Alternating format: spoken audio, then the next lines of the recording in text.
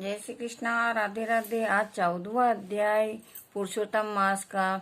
श्री नारायण बोले कि इसी प्रकार चिंताग्रस्त रहता था। एक समय वाल्मीकि ऋषि उसके यहाँ आ गए और राजा ने जल्दी से उठकर भक्ति सहित उनके चरणों में नमस्कार किया। और तब वाल्मीकि ऋषि राजा को शांत देखकर कहने लगे, हे राजन, तेरे मन में जो कुछ भी चिंता है वह तुम निसंकोच कहो, बिना संकोच कहो। क्या बात है? धृतधर्मा ने कहा कि महाराज, आपके चरणों की कृपा से सब कुछ में है, परंतु हे विद्वान, एक बड़ा भारी संदेह मेरे मन में है। उस वन के तोते के मुख से जो सूल है वो आप दूर कीजिए। वाल्मीकि ऋषि के ये वचन सुनकर बोले, हे राजन, पूर्व जन्म में द्रविड़ देश में ब्राह्मण के घर में ताम्र पर्ण के किनारे उत्पन्न हुए सुदेव नाम का तुम्हारा नाम था। तुम धार्मिक और सत्यवादी, वो उनके पूर्व जन्म बता रहे हैं गुरुदेव, और मिले उतने ही जितना मिल जाता था उतने में आप संतुष्ट रहते थे। तुम्हारी स्त्री बड़ी गुणों वाली गौतम ऋषि की पुत्री गौतमी के नाम से प्रसिद्ध थी, और सुदेव कितना ही काल व्यतीत हो गया परंतु उसके संतति नहीं हुई, मतलब संतान नहीं हुई।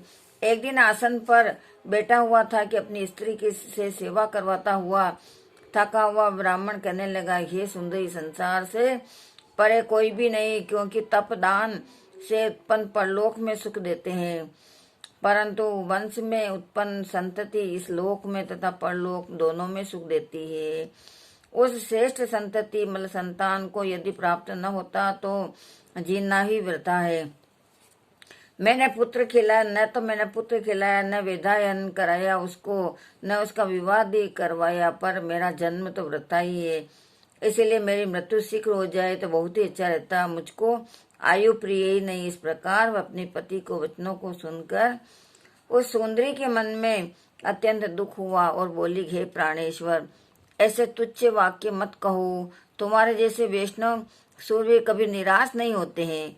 हे विप्र, आप सत्य धर्म में तत्पर रहे। आपने तो स्वर्ग में जीता हुआ पुत्र की इच्छा है तो हरि जगन्नाथ की आराधना करो। इस प्रकार वो बता रहे हैं। और ब्राह्मण श्रेष्ठ अपनी धर्म पत्नी के ऐसे वचन सुनकर निश्चय के साथ ताम्रपर्णी नदी के किनारे चला गया और वहां जाकर पुण्य तीर्थ में स्नान कर भयंकर तप करने लगा। और उसने तपी निधि के 4000 वर्ष बीत गए।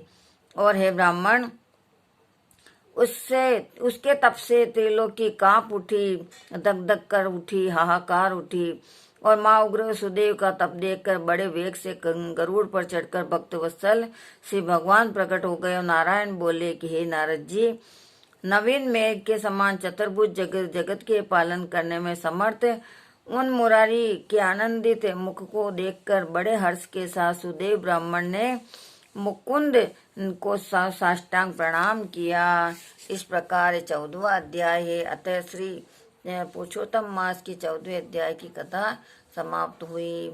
जय श्री कृष्णा, राधे राधे।